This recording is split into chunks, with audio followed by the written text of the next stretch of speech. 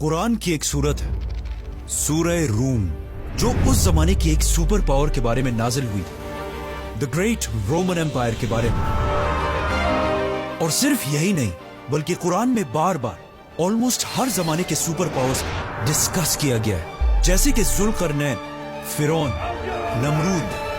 मतलब as a मुस्लिम अपने दौर के सुपर पावर्स को समझना एक बहुत ही इंपॉर्टेंट काम है। और आज हमारे दौर का सुपर पावर है America. Make America great again. We all know कि रसूलुल्लाह सल्लल्लाहु अलैहि वसल्लम की वफात के बाद उनके 4 अजीम खुलफा ने पहली बार मुसलमानों की इस छोटी सी एम्पायर को दुनिया का सबसे बड़ा सुपर पावर बनाया। लेकिन सिर्फ 30 साल के बाद ये खिलाफत राशिदा खत्म कर दी गई और मुसलमानों की ये एम्पायर एक खानदान बनु उमैया के कंट्रोल में आई, जिन्होंने आते ही इस इस्लामिक एम्पायर को आने वाले सालों में और भी ज्यादा बढ़ाया और इसकी एक स्ट्रॉन्ग इकोनॉमी भी बनाई। लेकिन इसी बनु उमैया के दूसरे बादशाह यजीद बिन मुआविया के दौर में इस्लाम की तारीख का सबसे दर्दनाक वाकया पेश आया, करबला, जिसमें यजीद की फौज ने रसूलुल्लाह सल्लल्लाहु अलैहि वसल्लम की फैमिली अहले बैत के बहुत सारे लोगों को बहुत ही बेरहमी से शहीद किया।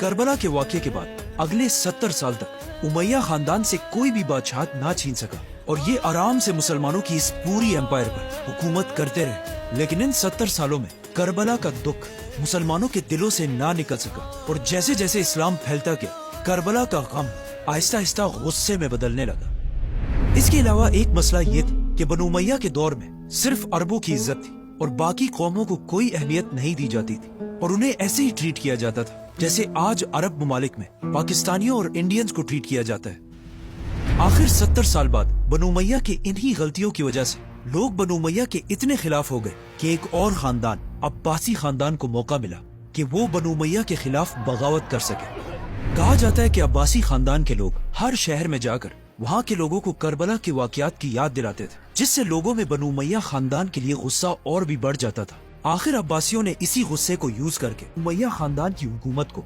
हमेशा के लिए खत्म कर दिया और इस तरह अब दुनिया में एक नई खिलाफत पैदा हुई, अब्बासी खिलाफत। इस अब्बासी खानदान के पहले खलीफा ने आते ये हुक्म दिया कि जहाँ भी उमैया खानदान का कोई भी बंदा नजर आए उसकी गर्दन उड़ा दी जाए, चाहे वो इस हुकूमत का हिस्सा हो या ना हो, किसी को भी नहीं छोड़ना। खलीफा के इस हुक्म के बाद अब्बासी फौज पूरे इस्लामिक एम्पायर में फैल गई और उन्होंने बनु उमैया के एक एक बंदे को ढूंढ ढूंढ कर मारना शुरू किया और इस तरह बनु उमैया के लाखों लोग मारे गए। लेकिन इस सब के बाद भी अब्बासियों का गुस्सा ठंडा नहीं हुआ। अब्बासी सीधा बनु उमैया के कैपिटल की तरफ गए क्योंकि उनके कैपिटल दमास्कस में बनु उमैया के सारे